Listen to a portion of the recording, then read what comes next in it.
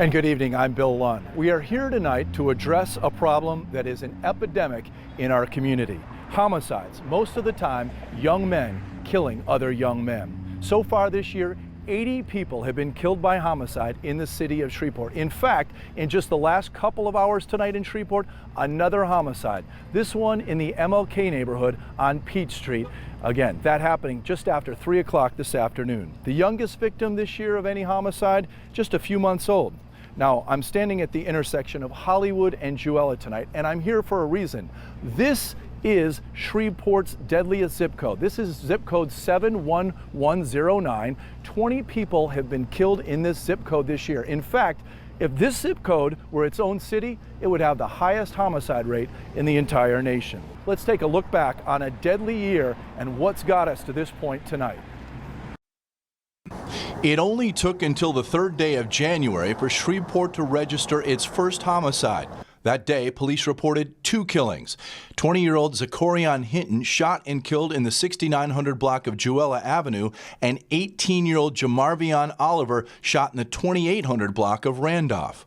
By the end of January, 9 people had been killed by gun violence in Shreveport.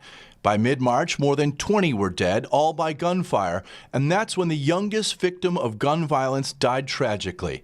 5-year-old Maya Patel was playing inside of a hotel room. Her family owned and ran the hotel on Jewella when she was struck by a random bullet through a window. Suspect Joseph Smith tearfully confessed on social media. One day, and apologized to her. This is not how I wanted to live my life. And then was taken into custody. March and May would prove to be the 2 deadliest months of 2021, with 11 killings each and claiming more kids. May 16th, 16-year-old Antonio Roberson was killed. SPD says it happened when 3 boys were walking along the road and a silver car pulled up. Someone got out and started shooting. And May 28th, 16-year-old Carlos Daniels was gunned down. Police say they believe it was a drive-by shooting. Right now they're looking for 4 male suspects who were in a dark sedan. In July, the city held its collective breath searching for 17-year-old Shamaya Little, who was missing for days. Her family feared the worst. That's where the body was found, behind there by a lawn crew just before 2:45 this afternoon. On July 12th, her body was found behind a business on Curtis Lane, just north of I-20. Then on September 4th, gunfire outside of the Tinseltown movie theater and a rolling gun battle along Uri Drive. They just started shooting. Just shots. And then I heard my back window glass break. 13-year-old Kelvin Degre killed and at least 2 others wounded. By nearly the end of September, every homicide victim had been shot and killed. And then a heart-wrenching and unthinkable crime that shocked the community. On September 24th, police say a mother stopped on the Interstate 220 bridge and threw 2 of her children off. Where first responders have pulled 2 children out of the water. One confirmed dead, the other in the hospital. One survived, but 2-month-old Joshua Black did not, becoming the youngest homicide victim of the year and the first to die of other means than gunfire. Part of understanding deadly crimes in our community is understanding where and why they are happening. This year, I've been tracking all the data I can about homicides in our community. Names, ages, locations, race, how they were killed, information about the suspects as well. Here now, a breakdown of where these crimes are happening in our community by zip code. Well, the detectives came to my house and they told me that my son was killed and that he died a hero. Yolanda Brazile got the news March 10th this year. It's indescribable. It's so hurtful. I cry every day and I cry every night. Her son, Kelvin Brazile, killed here in the 100 block of Hamilton, just blocks from her house. Kelvin was 23. Mom says when the shots rang out, Kelvin helped some younger kids get down on the ground.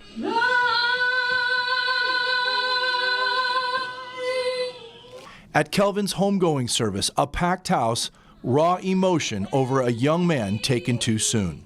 In spite of what others may say in the media, this young man was a good man, Lord. Lord, he laid down his life for his fellow man. He gave his life so somebody else can live. And for that, God, we say he's a hero to you, God. Kelvin is part of what is sadly a record pace of killings in Shreveport in 2021. At current pace, Shreveport would end up at 93 homicides, 7 more than 1993, Shreveport's most violent year.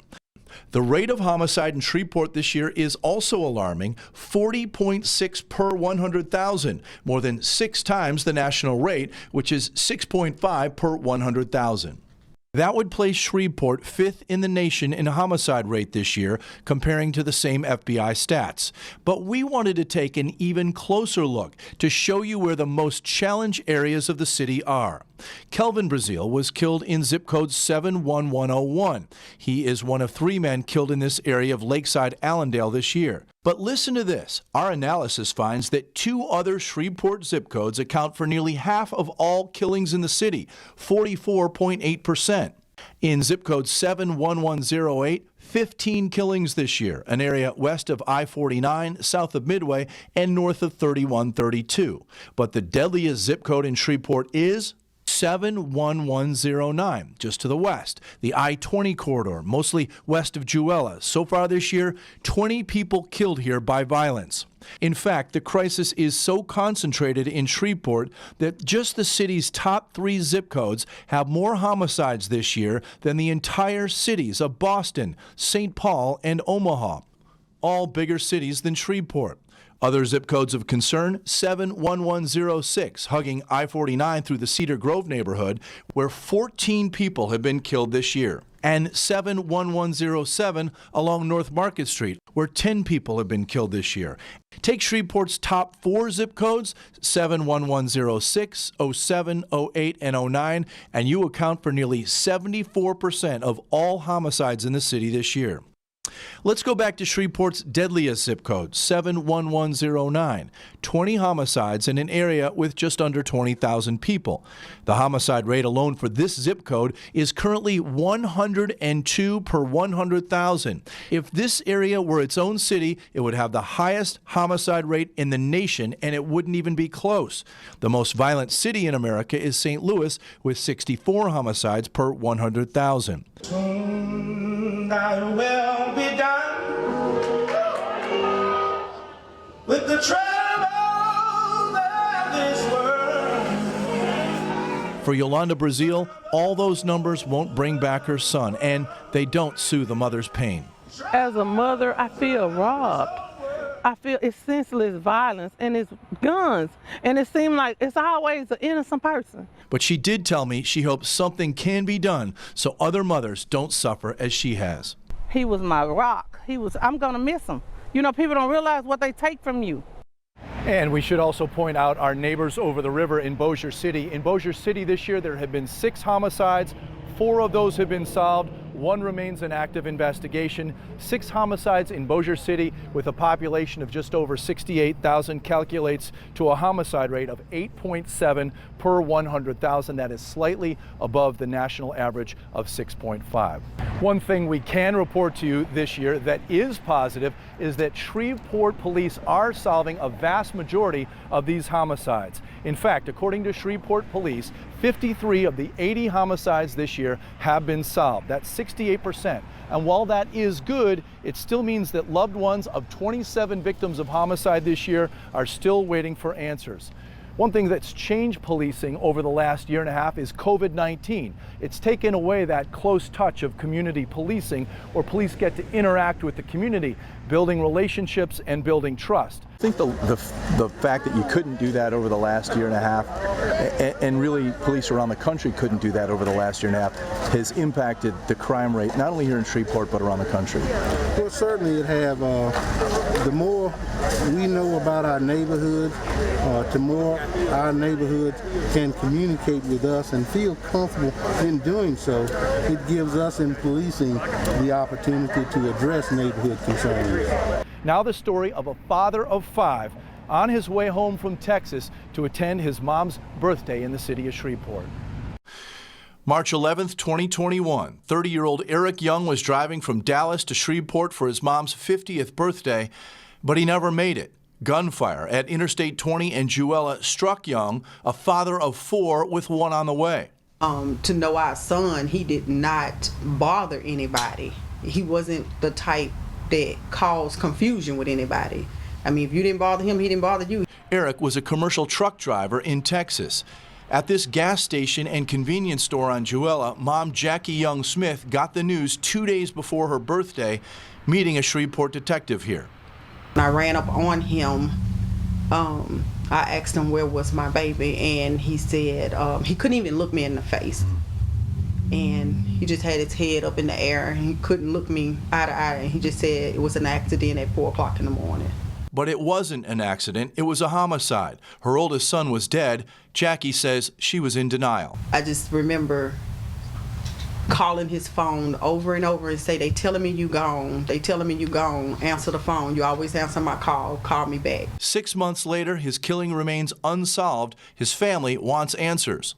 You know, these babies do not deserve to be in this world without their father because some selfless person did it. You know, face what you did. At least your mother will get a chance to still visit you. But so far, no answers from police about who killed Eric Young. Jackie says she's not the person she used to be. That's gone. But she did get some peace recently in a dream. But when in the dream, I went to him and I grabbed his face and I kissed him. And I said, I love you so much. You were so good to me. You made me so proud. And he said, so my baby was born. I said, yeah. I'm joined now by some of the families who suffered the horrific loss of gun violence in our community this year. And we want to get right to them. First of all, Jackie Young Smith, who lost her son Eric in March of this year. Give me a little bit about your son and just, you know, the devastating loss that you're dealing with. My son was 30 years old, and he had 5 beautiful children, one that he didn't even get to meet, that was born after he was murdered. My son was coming in for my 50th birthday, as we was talking about, to come to celebrate. He worked 2 straight weeks driving trucks to make sure he was there because I stayed on him and his brothers wanting to get a family portrait that we never got a chance to make. And this is Yolanda Brazile. Yolanda's son Kelvin was 23 when he was shot, also just a few days different than Eric's death. And I know that you were crushed by that. You and I have been talking for several weeks now. Yes, I'm very crushed by that. That my baby was 23 years old and he was innocent, you know, and I'm just really finding it hard to just, depression is real. I feel like I've lost a lot. I feel like I've been robbed. Like someone just took my baby from me. It's just hard. It's hard. We had a homicide tonight. Another family is suffering this loss. That's number 80. And I know each one of these affects you. Each one, because it opens up the wound again. It's opened up the wound, and no matter how many people surround you and try to love on you and try to encourage you, it hurts. It hurts. Thank you for being here, Yolanda. We also have with us parents, Sharon Johnson and Clinton Johnson Sr. They lost their son, Clinton Johnson III, who was a basketball player. This was in the Cedar Grove neighborhood.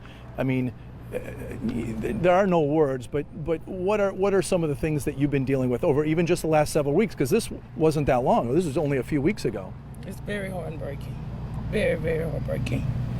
Yeah. And Dad, I mean, any thoughts from you? Yeah, we here tonight up on Clinton Johnson III. It's just so hard for our family to just cooperate. You know, we're going through so much. We asking them for information, to anybody have any information about whoever did this senseless violence to our son. And some final thoughts as we wrap up this special tonight. We all want Shreveport to be the best that it can be. Record violent crime hurts more than just destroying lives and crushing the hearts of family members and their loved ones. We leave you tonight with a look at the faces of Shreveport's homicide victims this year. To solve this problem, we need everyone in our community involved. Ask yourself, what can you do to help solve this problem? Can you mentor a young person? Can you make a difference in someone's life? There are plenty of ways that you can get involved. And for those of you who witness violent crime, silence is no longer an option. It only emboldens criminals to keep committing violent crime. The next victim might be someone you love. We need Shreveport to thrive. It can't do that when people live in fear of violent crime. You can make a difference. For all of us from KTBS News, good night.